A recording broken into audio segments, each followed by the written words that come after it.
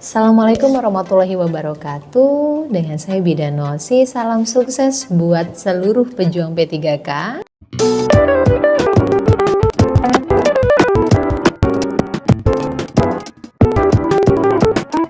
Kali ini kita akan membahas mengenai soal-soal kebidanan, teknis kebidanan untuk P3K ya. Semangat dan sehat selalu buat para pejuang. Semoga dengan latihan dan simulasi yang terus-menerus rekan-rekan bisa berhasil ya. Ya, kita bahas soal yang pertama ya teman-teman semua. Ya, kita membahas seperti video saya yang sebelumnya, fokusnya ke mana, yaitu fokus pada soal terlebih dahulu. Di sini kita fokus pada soal yang pertama, yaitu bagaimana kewenangan bidan dalam mengatasi kasus tersebut. Kewenangan berarti kita terfokusnya dengan diagnosa. Diagnosa dari kasus ini adalah ya, kita tidak temukan adanya kejanggalan di 26 tahun G2P1A0 hampir 33 minggu, tetapi kita temukan di sini keluhannya sering lelah, sering kencing, sering minum, dan sering makan. Ya, tanda-tanda vital pun kita tidak temukan adanya kejanggalan dalam batas normal, tekanan darah, RR, nadi, suhu, DJJ. Kenapa saya untuk latih teman-teman untuk bisa menganalisis dalam waktu cepat? Karena apa? Waktu ya. Kita bisa memanfaatkan waktu sebaik mungkin dengan kita tidak membaca pemeriksaan fisik yang tidak menunjang pada kasus pada soal yang kita kerjakan. Selanjutnya yaitu TFU 40 cm. Di sini kita mengarah ke apa? Sudah terlihat TFU tiba-tiba membesar di sini mengarah ke makrosomia, keluhan-keluhannya mengarah ke diabetes gestasional. Diabetes gestasional sudah pastinya bukan wewenang kita seorang bidan. Kita cek di sini jawabannya, suntikan insulin juga tidak, medical check up bukan wewenang kita. TFU DJJ wewenang kita, tetapi tidak mengarah pada kasus yang kita bahas hari ini ya. Dia tidak to the point untuk mengatasi keluhan yang di atas ya. Selanjutnya ya, menganjurkan tidak melakukan pekerjaan berat. Juga ini lebih ke pendidikan kesehatan atau konseling ya. Nah, berarti ada rujuk ke rumah sakit biar dilakukan penanganan khusus. Karena apa? Di sini masih 33 minggu tetapi TFU-nya sudah segini ya. Berarti kita lakukan apa? Rujukan ke rumah sakit. Selanjutnya kita fokus lagi pada soal apa status IMT pada kasus tersebut. Sudah, kalau kita tanya di situ pertanyaannya IMT, berarti kita jangan kemana-mana, langsung fokus ke berat badan sebelum hamil dan tinggi badan. Di sini rumusnya apa teman-teman? IMT selalu diingat, IMT BB per TB kuadrat. Berat badannya berapa? 51 ya, dibagi 2,1609 ya. Ini dari mana 2,1609? Dari tinggi badan tadi kita jadikan meter, setelah itu kita kuadratkan. Berapa hasilnya? Di 23,6. Termasuk apa 23,6? IMT normal ibu hamil 18,5 sampai dengan 24,9. Ini normalnya, berarti perempuan ini, ibu hamil ini BB-nya termasuk normal. Kita lanjut lagi ya, soal yang ketiga. Berdasarkan kasus di atas, tindakan apa yang dilakukan untuk kasus di atas? Kasus apa yang kita temukan di sini?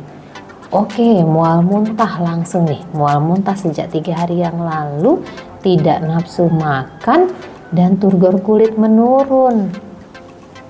Tekanan darah normal, nadi sudah mulai agak tinggi ya. Di sini RR, oke. Di sini apa yang terdiagnosa dalam pikiran teman-teman semua? Tidak nafsu makan, turgor kulit menurun, mual muntah terus ya. Kita mengarah kepada hiperemesis.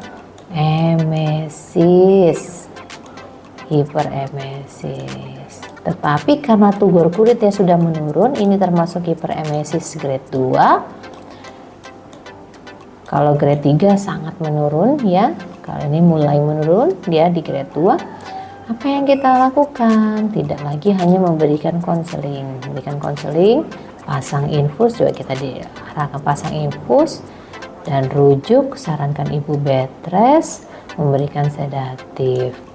Ini bukan wewenang kita sebagai seorang bidan. Setelah itu memberikan konseling wewenang kita, tetapi tidak, ini karena sudah masuk ke hiperemesis grade 2, kita nggak mengarah lagi ke konseling. Pasti ujung-ujungnya apa? Kalau sudah masuk ke yang tidak normal, turgor kulit menurun, ini membutuhkan tambahan cairan.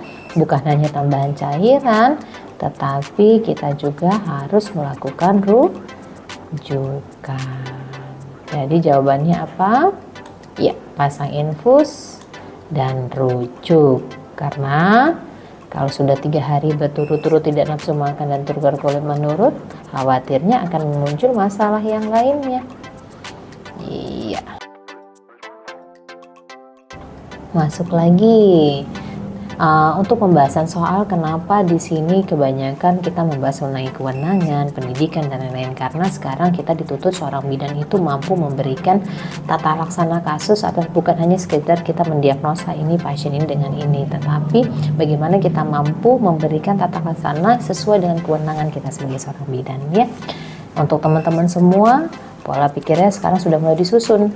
Ketemu dengan kasus seperti pendidikan kesehatan, setelah itu kita lihat lagi, berarti kita ngasih pendidikan kesehatan apa yang buat si ibu hamil, ini masih dalam kehamilan ya. Dalam kasus apa?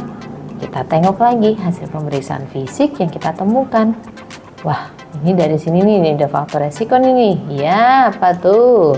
Ketemu 19 tahun, usia kehamilan tidak kita temukan ada keanehan. Nah, cepat lelah, lesu. Kita temukan lagi konjungtiva pucat dan HB-nya 9. Apa dalam pemikiran rekan-rekan semua? Kasus apa ini? Iya, betul, kasus anemia. Anemia, ya. Anemia apa yang ada di sini teman-teman? Anemia dibagi menjadi 3, yaitu anemia ringan, sedang, dan berat. Kalau untuk kasus anemia ringan 10 sampai dengan di 10,9, anemia sedang di 7 sampai 10 nih ya. Anemia ringan 10, saya tulis di sini sampai dengan 10,9. Kalau yang sedang yaitu kasusnya ya 7,0 sampai dengan 9,9, kurang dari 7 itu anemia berat. Berarti kalau sudah anemia sedang membutuhkan tindak lanjut ya. Pendidikan kesehatan apa yang harus kita berikan? Nutrisi, oke, betul. Konsumsi, istirahat cukup, aktivitas berat cukup, iya. Terus pendidikan kesehatan apa yang harus kita arahkan?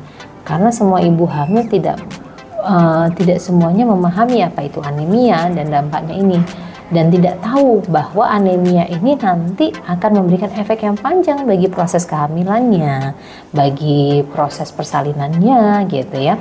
Berarti yang harus kita berikan penjelasan pada rekan kita ini, pasien kita ini, yaitu tanda-tanda bahaya ya. Kalau di sini rekan-rekan udah ngeliat ini kok benar, sini benar. Oke, ini lebih mengarah ke apa? Oke, sudah masuk anemia sedang, mengarah ke berat. Kayaknya ini harus ada yang dikasih kita beritahu lebih detail ke pasien. Berarti apa itu tanda-tanda bahaya? Ada pertanyaan di sini mengenai tentang anemia, arahkan ke tanda-tanda bahaya ya. Yang selanjutnya kita masuk di apa? Kita masuk di soal berikutnya. Waduh, ini sudah ada jawabannya aja ya. Ya. Di sini dimintanya apa? Dimintanya TBJ, berarti taksiran berat badan janin. Udah langsung nggak kemana-mana, tanpa berpikir panjang, kita harus mengarah ke TFU, tinggi fundus uteri. Ya, tinggi fundus uterinya. Kalau yang belum masuk panggul, perhitungannya dengan apa? TFU min 12, berarti 30 dikurang 12. Nah, tapi di sini kita baca lagi, kepala sudah masuk panggul, berarti TFU-nya min 11, ya, dikali 155.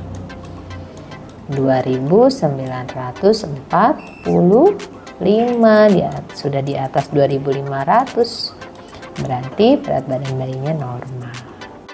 Ini sekilas gambaran soal-soal yang bisa teman-teman coba gitu ya, yang bisa teman jadi lebih diperluas analisisnya, bahwa di sini tadi kita ada kasus apa? Yang pertama, indeks massa tubuh, anemia, hiperemesis, ya, pendidikan kesehatan dan kewenangan kita sebagai seorang bidan. Arahannya cuma satu, perhatikan soal, hafalkan batas-batas normal, tengok pertanyaannya, diagnosanya, setelah itu baru pilih jawabannya, gitu ya.